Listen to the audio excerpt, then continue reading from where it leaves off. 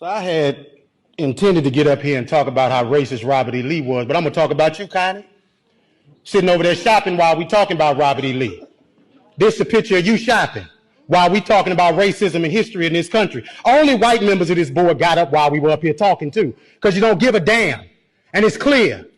But I'm going to tell you what the slaves, my ancestors, said about Robert E. Lee, since you don't know history, sister.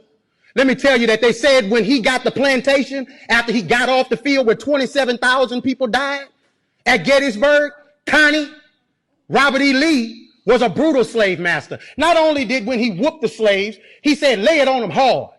After he said, lay it on them hard, he said, put brine on them so it'll burn them.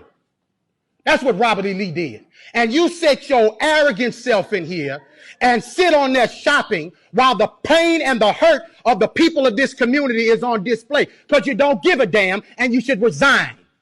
You should have resigned 2 years ago when you choked a white man in his house. You should have resigned 2 weeks ago when you got on TV and said foolishness. And you should walk out of here and resign and never come back, because you are the example of racism in this community. You are horrible. Now to the rest of the board.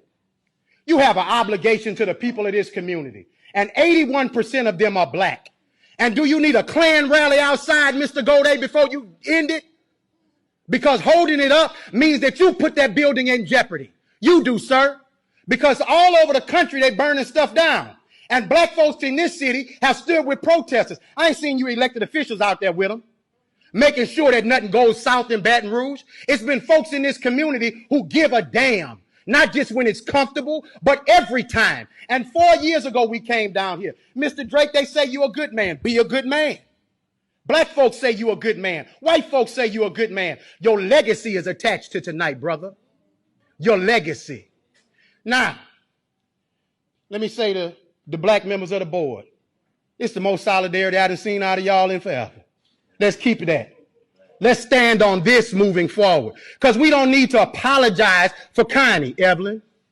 She showed you who she was when she was sitting next to you while you were talking shopping. You don't need another example. Now, when do we as Baton Rouge stop being in 1856? If you want to name the building after somebody, how about PBS Pinchback, the first black governor of the state of Louisiana, when he was governor during Reconstruction? You want another name? Oscar Dunn, who was the lieutenant governor of the state of Louisiana in the 1860s, that gave the right for Darius Landis and Don Collins and Evelyn Ware Jackson and Tremel Howard to get here. You want to name it after somebody from Reconstruction? Name it after the people who fought for abolition of slavery. If you want to name it after somebody, honor the right people, the people who are on the right side of history. But it's your ancestor that the school is named after. So you're holding on to your heritage. But we built this joint for free. And we've done begging you to do what's right. Thank you, sir. Next.